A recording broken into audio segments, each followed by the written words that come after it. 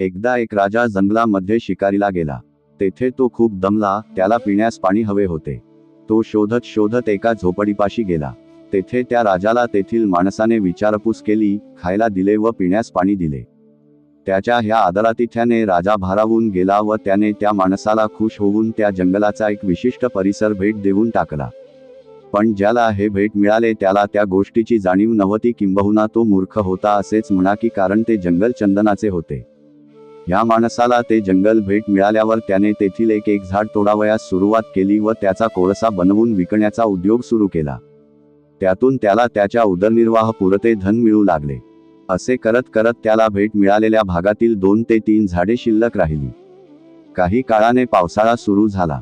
पावसाच्या मुळे त्याला झाडे तोडली तरी त्याचा कोळसा बनविता येईना. मग त्याने तशीच लाकडे घेऊन बाजाराचे ठिकाण गाठले. तेथे येणाऱ्या हुशार व्यापारी यांनी त्याच्याकडील चंदनाची लाकडे ओळखली व त्याला धन दिले.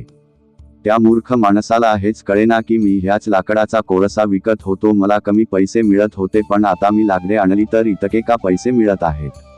त्याने त्याचे कारण विचारले. त्या वेळेला व्यापारी यांनी त्याला सांगितले, अरे वेड्या, चंदन आणि त्याचा कोळसा ह्यात काही तरी फरक आहे की नाही. तुला जर हे कळत असते तर तू आता आम्हालाही विकत घेतले असते, इतका श्रीमंत झाला असता. शेवटी त्या मूर्ख माणसाला चंदनाचे जंगले भेट मिळूनही त्याचा लाभ घेता आला नाही.